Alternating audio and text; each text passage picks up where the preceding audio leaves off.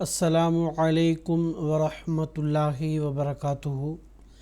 ناظرین کرام، تجوید القرآن کلاسز کا سلسلہ جاری ہے۔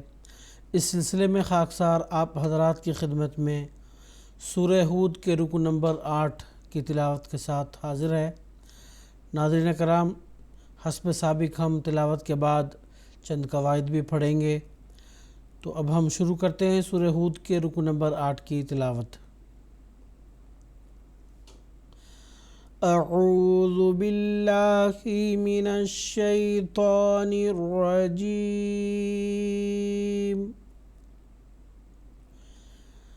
بسم اللہ الرحمن الرحیم۔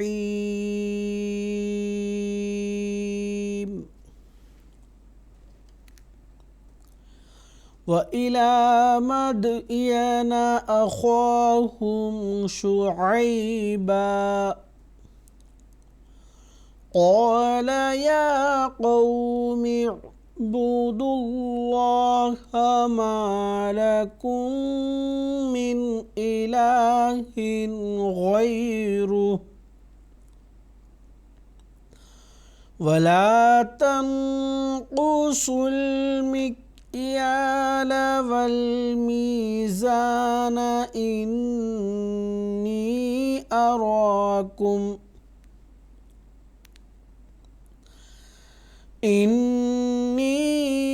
أَرَاكُمْ بِخَيْرٍ وَإِنِّي أَخَافُ عَلَيْكُمْ عَذَابَ يَوْمٍ مُحِيطٍ۔ وَيَا قَوْمِ أَوْفُوا الْمِكْيَالَ وَالْمِيزَانَ بِالْقِسْطِ وَلَا تَبْخَسُوا النَّاسَ أشياءهم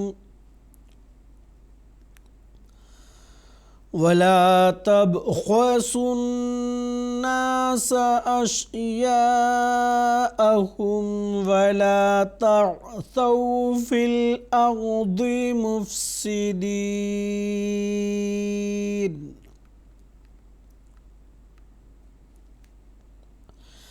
بقية الله خير لكم إن كنتم مؤمنين، وما أنا عليكم بحفيظ۔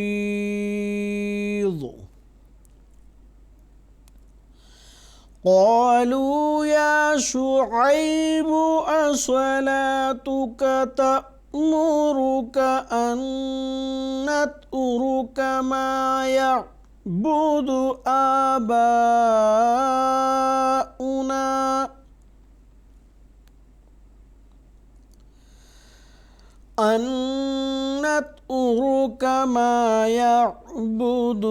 آباؤنا أو أن نفعل في أموالنا ما نشاء إنك لأنت الحليم الرشيد۔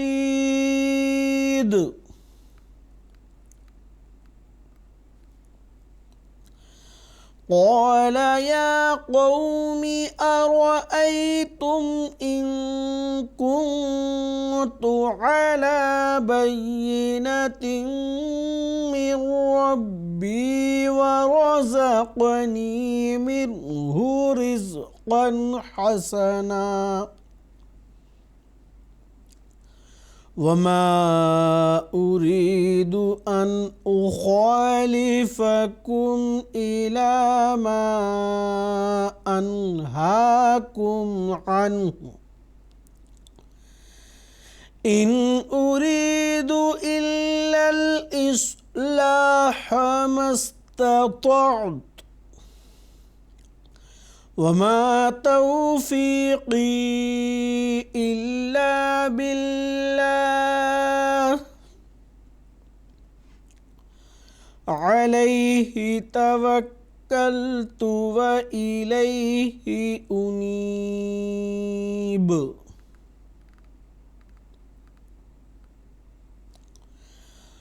ويا قوم لا يجرمنكم شقاقي أن يصيبكم مثل ما أصاب قوم نوح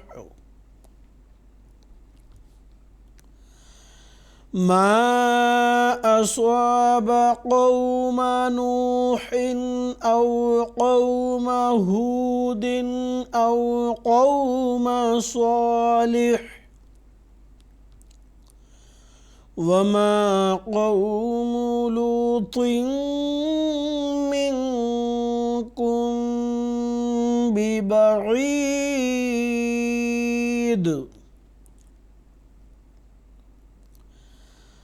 واستغفروا ربكم ثم توبوا إليه إن ربي رحيم ودود قالوا يا شعيب ما نفقه كثيرا مما تقول وإنا لنراك فينا ضعيفا ولولا رهطك لرجمناك وما أنت علينا بعزيز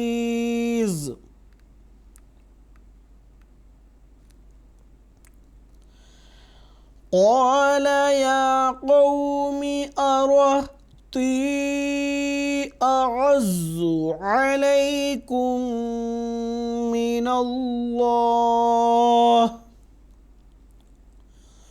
واتخذتموه وراءكم ظهريا إن ربي بما تعملون محيط ويا قوم اعملوا على مكانتكم إني عامل سوف تعلمون من يأتيه عذاب يخزيه ومن هو كاذب وارتقبوا إني معكم رقيب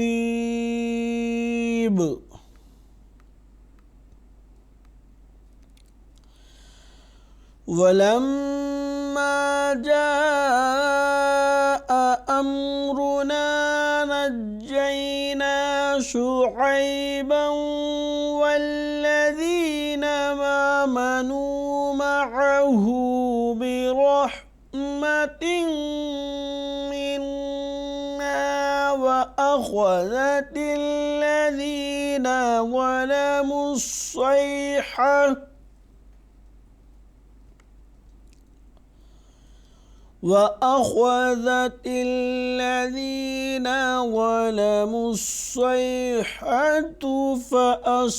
فأصبحوا في ديارهم جاثمين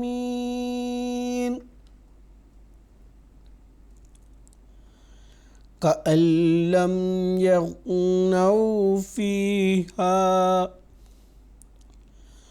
ألا بعدا لمدين كما بعدت ثمود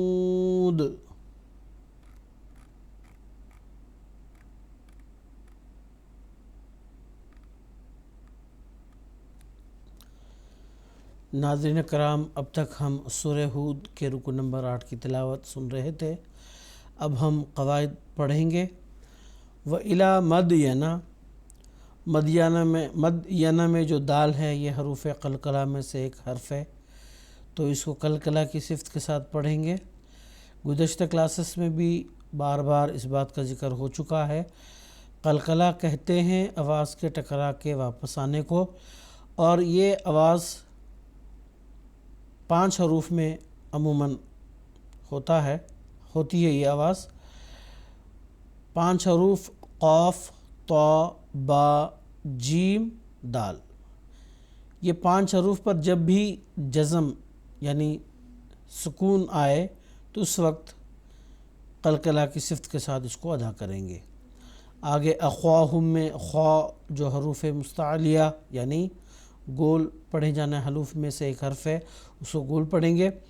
شعیبہ، علامت وقف طا آنے کی وجہ سے یہاں ہم نے وقف کر دیا۔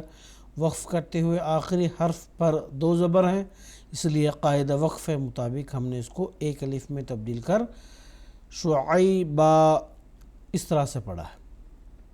قال یا قومی، دونوں میں قاف دونوں جگہ یہ پر ہوگا، یہ حروف مستعلیہ میں سے ہے، یعنی ہمیشہ پر ادا کیے جانے والے حروف میں سے ہے۔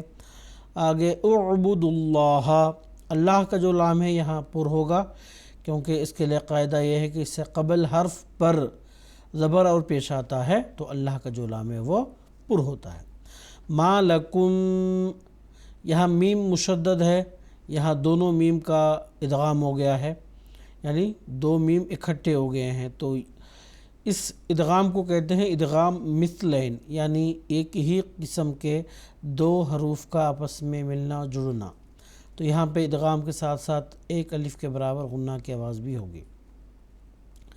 من الہ، نون ساکن کے بعد چونکہ حروف حلقی میں سے ایک حرف حمزہ آیا ہے تو اس نون ساکن کے یہاں اظہار ہوگا، یعنی نون ساکن کی جو مکمل آواز ہے اس کی ادائیگی ہوگی، اور یہاں کسی قسم کی کوئی غنہ کی آواز کی ادائیگی نہیں ہوگی۔ آگے اسی طرح الہن میں بھی یہی قاعدہ ہے، تنوین کے بعد حروف حلقی میں سے غین آیا ہے تو یہاں پہ تنوین کا اظہار ہوگا اور غنہ کی آواز نہیں ہوگی۔ اور را جو ہے اس پر زبر اور پیش آتا ہے تو اس کو گول پڑھتے ہیں، تو اس کو یہاں گول پڑھیں گے۔ علامت وقف طا آنے کی وجہ سے آخری جو متحرک حرف ہا ہے اس کو ہم نے ساکن کر کے پڑھ دیا، جس طرح کہ غیروہ۔ آگے ولا تنقصوا المکیال، حرف تا کو باریک پڑھیں گے۔ آگے نون ساکن کے یہاں اخفا ہوگا، کیونکہ اگر نون ساکن کے بعد حروف علقی آتا ہے تو اظہار ہوتا ہے، اگر یرملون میں سے کوئی حرف آتا ہے تو ادغام ہوتا ہے۔ یہ دونوں قسم کے حروف نہیں آتے تو پھر ایک صورت بچتی ہے، وہ ہے اخفا، یعنی نون ساکن کی جو آواز ہے اس کی مکمل ادائیگی نہ کرتے ہوئے کہیں نہ کہیں اس آواز کو پوشیدہ رکھنا ہے اور ایک الف کے برابر اس کو غنہ کی آواز کے ساتھ پڑھنا ہے۔ آگے قاف اور صاد دونوں حروف پر میں سے ہیں تو دونوں حروف کو یہاں گول پڑھیں گے۔ مکیالا والمیزان، زا کو تھوڑا سخت آواز میں پڑھتے ہیں، اس کے برعکس لال جو لفظ ہے اس کو نرم آواز سے پڑھتے ہیں۔ آگے انی میں نون مشدد ہے، ایک الف کے برابر غنہ کی آواز یہاں ہوگی۔ اس کے بعد جو اوپر مد ہے اس مد کو کہتے ہیں مد منفصل۔ اس مد کو عام جو حرف مد ہے جو ایک الف کے برابر کھینچتے ہیں، یہاں ایک الف سے زائد کھینچیں گے کیونکہ مد منفصل یہاں ہے۔ آگے ارواکم میں را پر کھڑا زبر ہے تو اس کو گول پڑھیں گے۔ زبر یا پیش دونوں میں سے کوئی بھی حرکت آتی ہے را پر تو اس صورت میں وہ گول پڑھتے ہیں۔ ارواکم بخیر، میم ساکن کے بعد اگر حرف با آتا ہے تو اس صورت میں میم ساکن کا اخفا ہوتا ہے، یعنی جو میم ساکن کی مکمل آواز ہے اس کی آواز کی ادائیگی نہیں ہوتی، بلکہ کہیں نہ کہیں اس کی آواز پوشیدہ رہتی ہے۔ اس لیے یہاں پہ ایک الف کے برابر غنہ کی آواز کے ساتھ میم ساکن کا اخفا یہاں ہم کریں گے۔ بخیر، خوا حروف پر میں سے ہے تو اس کو گول پڑھیں گے۔ را کے نیچے کسرہ ہے، پہلی بات تو اس کو باریک پڑھنا ہے۔ اس کے بعد یہ جو تنوین ہے اس کا ادغام آگے واو میں ہو گیا ہے۔ ادغام کا قاعدہ یہ ہے کہ نون ساکن اور تنوین کے بعد حروف یرملون میں سے کوئی حرف آتا ہے تو اس کو وہاں ادغام ہوتا ہے۔ یرملون، لام کے بعد جو لو واو ہے وہ واو یہاں پہ آ گیا ہے تو اس تنوین کا یہاں ادغام ہو گیا ہے، اور یہاں ادغام کے ساتھ ساتھ ایک الف کے برابر غنہ کی آواز بھی ہوگی۔ وَإِنِّي میں نون مشدد ایک الف کے برابر غنہ کی آواز کے ساتھ ادا کی جائے گی۔ آگے جو حرف مد یا ہے اس کو ایک الف سے زائد کھینچ کر پڑھیں گے کیونکہ مد منفصل کا یہاں پہ ذکر ہے۔ اخوافو میں خوا کو گول پڑھیں گے کیونکہ یہ حرف پر میں سے ہے، حروف پر میں سے ہے۔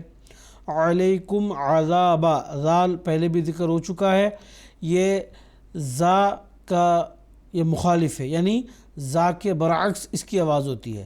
زا جو ہے اس کو سخت پڑھتے ہیں اور ذال جو ہے اس کو نرم پڑھتے ہیں۔ عذاب، آگے یوم، میم کے نیچے جو تنوین ہے اس کا ادغام میم میں ہو گیا ہے آگے، تو یہاں ادغام کے ساتھ ساتھ ایک الف کے برابر غنہ کی آواز بھی ہوگی۔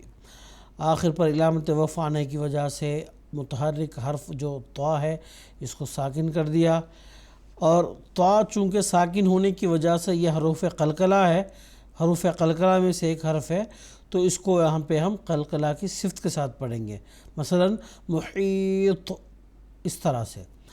قلقلہ کی صفت میں ذکر کر چکا ہوں کہ آواز کے ٹکرا کر واپس آنے کو قلقلہ کہتے ہیں، تو محیط جب ہم پڑھتے ہیں تو جو آواز ٹکرا رہی ہے آخر پر اس کو کہتے ہیں قلقلہ۔ اب یہ حرف مد ہے، اس کو ایک الف سے زائد کھینچ کر پڑھیں گے کیونکہ یہاں پہ مد عارض کا قاعدہ لاگو ہوتا ہے۔ تو ناظرین کرام، آج کی کلاس میں بس اتنا ہی، انشاءاللہ اگلی کلاس میں پھر ملاقات ہوگی۔ السلام علیکم ورحمۃ اللہ وبرکاتہ۔